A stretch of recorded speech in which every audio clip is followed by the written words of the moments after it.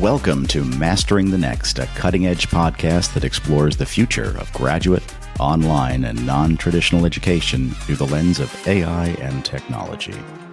I'm your host, Dr. Ray Lutsky, Vice President of Strategic Partnerships at Element 451. Join me every 2 weeks for discussions with some of the thought leaders shaping the future of graduate enrollment management through technology. Mastering the Next is a part of the Enrollify Network, a robust collection of podcasts designed to help higher education professionals like you grow. Explore our other shows at enrollify.org or check out some of my personal favorites linked in the show notes below. Enrollify is made possible by Element 451, the next generation AI student engagement platform that helps institutions create meaningful and personalized interactions with students. Learn more at element451.com. Financial pressure on campuses is reaching new heights, with presidents and provosts pressuring enrollment leaders to grow student bodies and increase tuition revenue. I'm joined by Dr. Naronda Wright, incoming president of NAGAP. She's here to talk about what's happening in graduate enrollment management relative to sustaining campuses. Dr. Wright is Associate Dean of Graduate Student Services at Georgia Southern University, and she joins me now. Great to have you here, Naronda. Thank you for having me, Dr. Lutsky. Thank you, Dr. Wright. So many campuses would call themselves tuition dependent, and that's a reality. So from your perspective, what's next for sustaining campuses through graduate enrollment? Where are we going? Yeah, I think probably one of the biggest things is that campuses are having to realize that a lot of their enrollment growth is coming from the graduate side. So that investment is needed on the graduate side. Graduate students are on, especially campuses where grad students is a smaller population than is compared to undergrad, but we realize that I've worked at two institutions in the last 2 years, or last 3 years, and the growth is coming from graduate students. So that investment is needed for graduate students because they are paying the tuition. For the most part, they're working professionals and they're coming in. So I think that investment is needed on the graduate side. So I think that's probably what's coming next. Like, grad students are often overlooked, or graduate enrollment is overlooked. But as you said, that the pressures of increased enrollment is coming. And it's coming on that graduate side because that's where that money is coming in at right now. And that makes a lot of sense, given that for many years, graduate programs have been looked at as moneymakers, and in some cases are not viewed through the same lens as undergraduate programs. What do you think some of the challenges are given this model? Do you think it's going to work forever, or are there going to be some limiting factors that come into play as there's more and more asked from these graduate programs? Yeah, I think probably one of the biggest things that we think about, it will be limited because we are asked to do more with less. We need more faculty on our campuses to teach these graduate students. We need more support services to increase our services. At my current institution, I have an employee that's doing like 7 different jobs. And one of them includes graduation, but she works in graduate studies, but being responsible for graduation for graduate students. So being asked to do more with less, like this one person is doing all of these things, and we have to realize that growth is growing, applications for graduate programs is growing. So we got to grow with the growth that's happening in graduate education and graduate enrollment management right now. We can't sit back and wait for it to happen or think that we're going to have people that's going to be there to do these jobs and do these things without the support that they need and without the extra resources. And in a resource-constrained environment, like a tuition-dependent institution, it's sort of a catch-22. Oh, yeah. And I imagine, you tell me if I'm wrong here, that many of the resources, the additional revenue being generated, is not going to the folks doing graduate enrollment management. Absolutely. Just thinking about my institution, graduate admissions or graduate studies, we don't get application fee money. It goes into this big pot with the university's money. So we don't get that. We're doing the work. We have employees that are processing applications, increased numbers of applications, but those funds aren't coming to support that staff. Why do you think that is? I mean, I know that's probably a big question, but it seems to be counterintuitive to me. If I were a president or a provost and I were looking at things, this is an engine that's sustaining the survival in some Absolutely. cases of the institution, why wouldn't you make that investment? What is it that stops them from saying, hey, we need to put more money into graduate enrollment, graduate studies? I think it goes back to that undergrad mindset where institutions are so focused on undergrad students and getting undergrad students in. And I think it's like, all right, these are graduate students. They can handle it. The people know what needs to be done. So they're not investing as they should in graduate students because it's still so undergrad focused. But that decline that we've seen on the undergrad side for the last 2 to 3 years, I mean, it's stark comparison to the graduate growth. So I think they need to kind of refocus and recenter the attention on the institution as a whole and not so much on undergrad versus grad. Like grad is bringing in growth, undergrad not so much. So you need to invest in where growth is.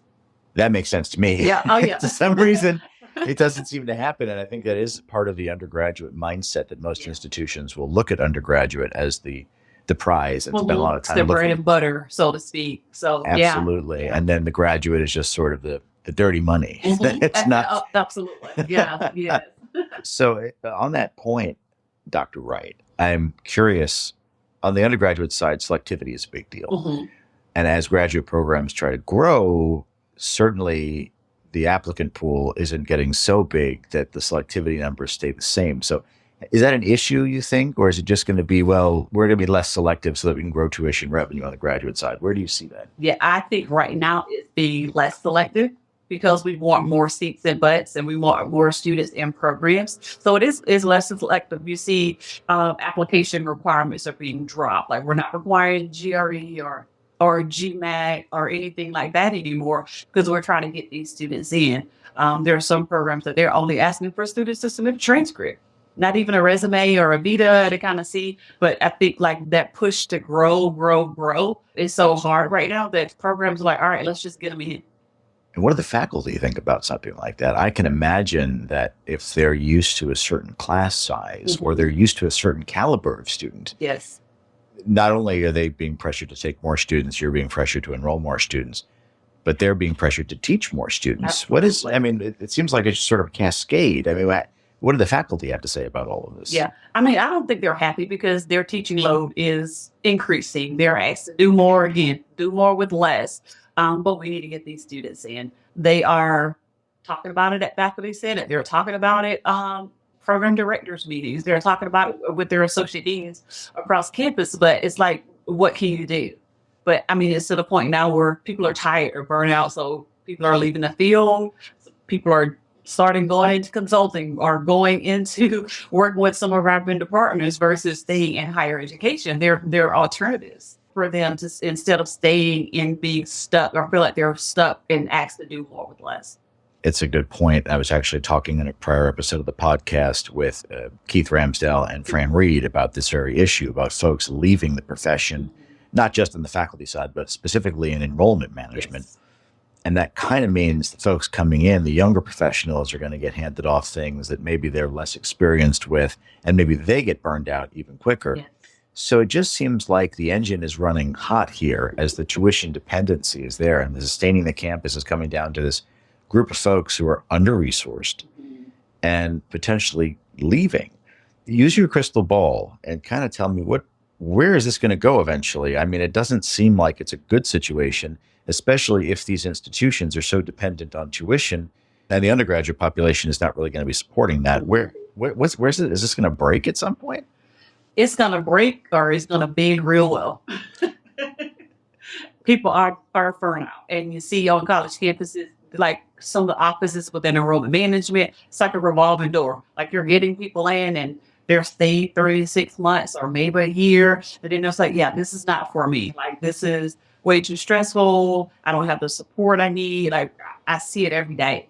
Like I talked to an employee recently who was just saying things like, I feel like I'm doing everything and I don't have the support that I need. So it's just like, at what point are those people going to walk away? And it's like you're investing time and energy into training people and getting them to learn these positions, to learn their jobs, and then they're gone in a year or 2 years or sometimes less. So we have to think about what are we doing as institutions to support our support staff as well as our faculty in order to sustain the institution, because you're investing so much money and time into people just for them to leave. And as an enrollment leader who's dealing with these challenges right now, if you were to give advice to a listener of this podcast who may be looking at a similar challenge, trying to motivate their team to do more with less, trying to keep them from burning out, offer them professional development opportunities, what advice would you give them in terms of dealing with this situation?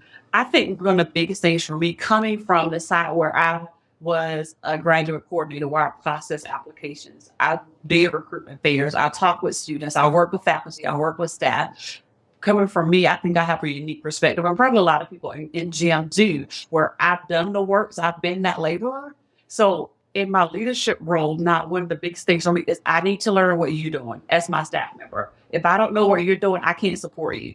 So one of my biggest things is if my team member is on vacation, if they're sick, stay home, do what you got to do. They're not going to come back to a bunch of work piled up on their desk. Because me as a leader, a servant leader, I think the biggest thing is to make sure that you're supporting and you're serving as well as leading. Because if my team feels like they can depend on me to do their job and they know that I'm going to ask them, how do you do this? Can we document this to make sure that things are in process? So if they're not there, I can step in because I was that person where I didn't have that leader that could step in and help me. So I want to make sure that I'm that leader for the people that I lead. As a servant leader. Yes. I think that's just a great way to leave our conversation, Dr. Wright. And I appreciate you sharing your insights. Dr. Naronda Wright, Associate Dean, Graduate Student Services at Georgia Southern University. Thank you so much for your time. Thank you for having me, Dr. Leslie. I appreciate it. That's my pleasure.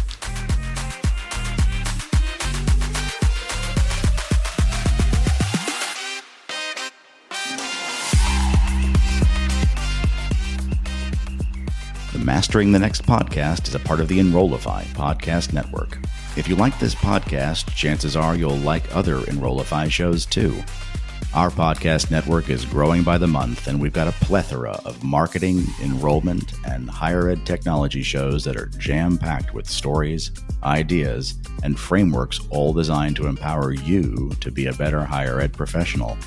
Our shows help higher ed marketers and admissions professionals find their next big idea and feature a selection of the industry's best as your hosts. Learn from Artis Cadieux, J.C. Bonilla, Mallory Wilsey, Brendan Henkel, Brian Gross, and so many other of your favorite leaders in higher ed. Enrollify is made possible by Element 451, the next generation AI student engagement platform helping institutions create meaningful and personalized interactions with students. Learn more at element451.com.